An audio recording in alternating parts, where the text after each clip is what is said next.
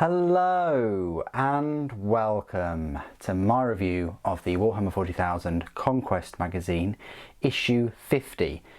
You've seen the unboxing, you've seen my first look at the sprues. You get two sprues which are both a copy of themselves. So you're going to end up with 5 unique miniatures that have 5 twins. We'll have a look at the models individually in a moment. One thing I will say is about the price first of all. The magazine itself is £7.99 and a box of 5 cultists on Games Workshop's website is £6. So if you double that, that's £12. That's a bit of quick maths for you. So you are saving £4 from getting these separately. However, you can probably pick them up for about £8 or £9 if you were to buy them from a third-party seller. These are pretty old models. I think they're the cultists that came in the Dark Vengeance box set many years ago. So they are old, they're push to fit, which means it's great. You don't necessarily need glue, but I would always suggest you spend a bit of time getting rid of the mold lines and gluing them so they're a bit more stable and you don't have arms popping out off every which way. Anyway, let's have a look at the magazine. So we'll just move the models out of the way. It does talk about the Chaos Cultists, which I mentioned in my first look. The cults, the different cults in the Imperium. There are way more cults than it just talking about cults of Nurgle, obviously. There's Chaos Rising, a little bit of fiction for you. How to build them, how to paint them. Look, how to build them is literally, yeah, it's just these steps doubled. How to paint them, they're going to require a fair bit of detail.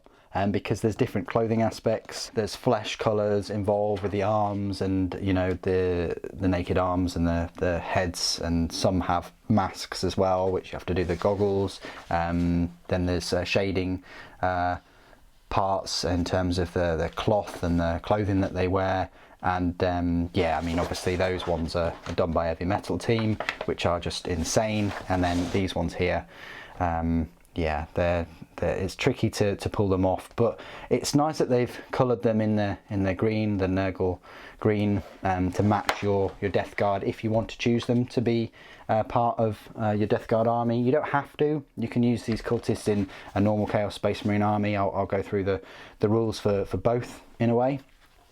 There's a rules mission, number 50. There's Betrayal in Sanctus, and then there's the data sheet as well. Now, the one thing I will say about the data sheet is it's more or less the same as the data sheet in the Death Guard Codex. However, you're missing out a shotgun and the heavy stubber, which, you know, those weapons aren't included in this subscription, but there are cultists out there that do have them. Games Workshop's own set of these don't have those weapons, but in the Death Guard Codex, those extra weapons are included in the profile, along with the flamer, before I forget that. And they have the war gear options to reflect those extra weapons too. But in all intents and purposes, the stat lines are exactly the same, and so are the points. And they also reflect the rules in the Chaos Space Marine Codex, which came out early last year, I want to say. February, March time maybe, even January maybe. Anyway, same rules in both the Death Guard Codex and the Chaos Space Marine Codex. And then you just have a little bit of an advert, and then again a first look at the next 2 issues. It's great that the next issue has the Hemotrope Reactor, really decent bit of scenery kit. I've got mine here. I'm going to review it next on the channel. You'll see the first look in the review, but I want to do a few other reviews before you get to see that bad boy. And then shortly after the first look and review of the Hemotrope Reactor, you'll get a first look and review of 52, which mainly has the texture paint, the Astrogranite or Astrogranite or Astrogranite or Astrogranite, however you want to call it. I would call it Astrogranite, but that's just, yeah, me. Okay, let's have a look at these miniatures. So 5 sets of twins here. Not much you can really do about that with them being push to fit models. I try and get them in their twin order if I can. There you go, and there you go, there you go, there you go. I feel like I'm in a stacking championship or something. Okay, so one of these guys will have to be the champion. You don't really get the champion like you do in the Dark Imperium set, which sucks a little bit, but you can kind of say that one of them is the champion. You know, you've got 10 models at the end of the day, and the unit does contain 1 champion and 9 cultists. One thing I will say is that the champion has a auto pistol and a brutal assault weapon. Now, technically there's only, I say, 4 that fit into that category. That is an auto pistol. Both of them are carrying them. Now, whether you'd classify this spiky ball on some rope as a brutal assault weapon, or you know, Negan's nail bat, I'm not sure. It's really up to you, but technically you could have one of these 4 as your cultist champion, and then the other 9 can just fall in line. Maybe it's worth painting one of these guys a little bit different to make him stand out. But yeah, speaking of which, so you get 2 of each of these. I'll only go through 5 of them because the other twin is exactly the same. So here's the first one. Hopefully you can see these. So this guy, he's got this kind of World War I gas mask, I guess, with a pistol, with this brutal assault weapon, with a bit of armour on the right hand side, but other than that, not really wearing any armour, hence the 6+ save. He's got this tank running through to the mask and a little chaos icon. Then you've got this one, which we've just had a quick look at. Again, got this auto pistol and this spiky ball on a rope. He's got this kind of strange looking mask, leather face mask with a lens and some dog tags and a cog symbol. Don't know why, but there we go. He's got this blade which doesn't have a sheath. He's just asking for trouble there if he's running about. And then he's got some what looks like magazine pouches. Then you've got this guy, which has got hardly any armour. He's showing his guns. It's a welcome to the gun show. You've got this odd looking mask with his bald head and a big auto gun with a bayonet attached. Got a bit of chainmail covering his nether regions, a little mark of chaos, and then some kind of ventilation system maybe that's incorporated into the mask. I don't know. And then this guy really bracing, firing that auto gun off. He's got this awesome looking kind of crow face mask thing, reminiscent to the Black Plague kind of mask. That's quite cool. A little tubing there, and it's all bundled up to give him, to make to give the weapon as much grip as possible, possibly.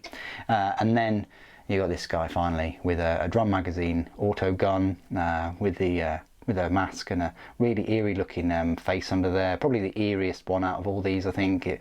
I mean, that's if the gas masks don't kind of freak you out.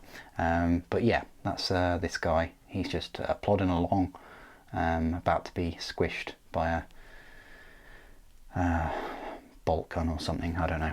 But anyway, there's your 10 that you get in the set. They're old models. I'm not a huge fan. I would love it if Games Workshop did invest the time and resources into making a brand new, 20-man box set of cultists. And if they can't manage that, just a 10-man and woman cultist set. There needs to be more females in Chaos, definitely for cultists as well. They've shown that they can give just the right amount of detail with the Sisters of Battle models, and even more so with the Repentia and the Flagellants. So I think they should give Chaos some more love, if you want to put it that way, by just broadening the range and the variety of the individual models. They sort of did that, or they were about to do that with the Blackstone Fortress.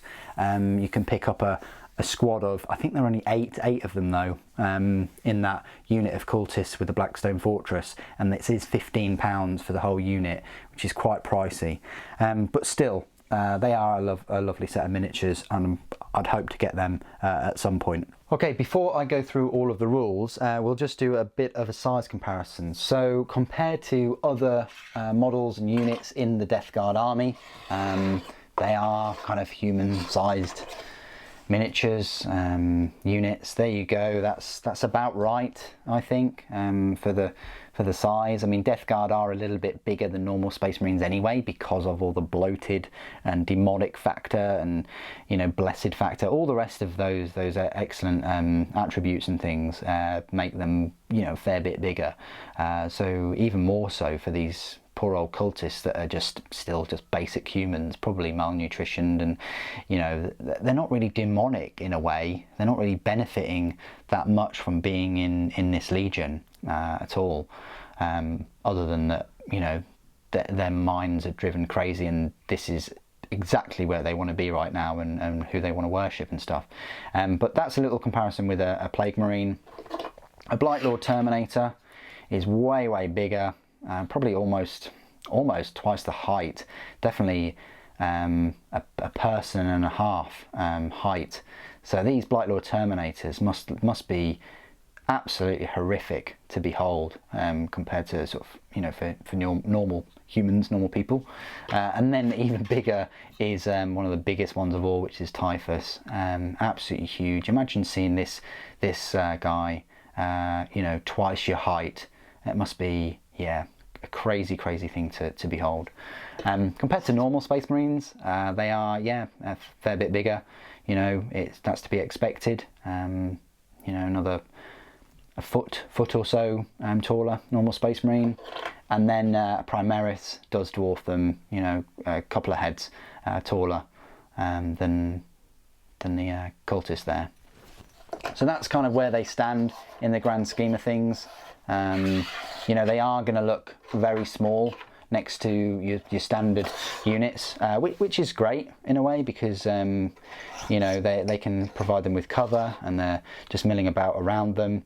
And I think it kind of works for the most part. It really showcases how much bigger and sort of superhuman and all the rest of it that these bigger units are, compared to, you know, guys in rags just milling about with whatever they can find. So there you go. Hope that size comparison helps. You've now reached the part of the review where I will go through all of their rules, and for this review section I'll be taking the rules straight out of the Death Guard Codex. The rules are pretty much the same as in the Chaos Space Marine one. However, in the Chaos Space Marine Codex, you have the Legion kind of keyword instead of Death Guard, but that's pretty much it. You don't get any amazing abilities like Disgustingly Resilient or Demonic Ritual or anything like that for these cultists that belong to the Death Guard, to Nurgle, which is a bit of a shame. I would have liked to have seen some kind of resilient kind of thing incorporated to them, or I don't know, just something, you know, to reflect that they're around other Death Guard and Nurgle all the time, and what an existence that must be. Anyway, let's go through the stat lines and things. So there are troop choice, very cheap troop choice. There are power points cost of 3, and they are points cost of 4 points per model. Stupidly cheap. They are the cheapest unit in the whole army. Then they're cheaper than Poxwalkers, and they're cheaper than Plague Bearers as well. So they are the cheapest unit, which is great if you want to build a horde army from them. 4 points each. So the stat line reads: movement of 6 inches, weapon skill, ballistic skill 4+, strength 3, toughness 3, 1 wound, 1 attack, leadership 5, and a save of 6+. And the champion has the same stat line, but he gets 2 attacks and a leadership of 6. So the unit contains 1 cultist champion and 9 chaos cultists. It can include up to 10 additional chaos cultists, up to 20 additional cultists, or up to 30 additional chaos cultists. Each is armed with an autogun. So let that sink in just for a moment. You can have 40 cultists for 1 troop choice. Yeah, so you're looking at potentially 120 cultists in a Chaos Space Marine army. Amazing. The weapons that they all have, you might not be familiar with them. You might be, you know, they are all armed with an autogun anyway, which is a 24-inch rapid fire 1, strength 3, AP 0, and a damage of 1. So it's quite weak at that strength 3, but it is what it is. It's got an okay range, I guess. The auto pistol is half the range, so it's 12 inches. It's a pistol 1, strength 3, AP 0 and damage 1. So it follows the same suit as the auto gun. Now the 3 weapons that are missing in the Conquest data sheet is the flamer, the heavy stubber and shotgun. Flamer works as usual. The heavy stubber though is a 36-inch range, heavy 3, strength 4, AP 0, damage 1. So that's quite nice. The shotgun is a 12-inch assault 2, strength 3, AP 0 and damage 1, but if the target is half range you add 1 to the strength, so that's nice to get 6-inch range, and the shotgun becomes assault 2, strength 4. It's alright. And then the brutal assault weapon, which the champion can have, and you can in this data sheet too, each time the bearer fights it can make 1 additional attack with this weapon. So instead of 2 attacks he's now getting 3 attacks, which is alright, you know, strength 3 though, and remember he's only got a 6+ save. So the options, any Chaos Cultist may replace their auto gun with an auto pistol and brutal assault weapon. That might be the best way to go, although their weapon skill and ballistic skill are both 4+ anyway. For every 10 models in the unit, 1 Chaos Cultist may replace their auto gun with a heavy stubber or flamer. So for this squad here, you could have a heavy stubber in there or a flamer. And then the Cultist champion may replace their auto gun with a shotgun or brutal assault weapon and auto pistol.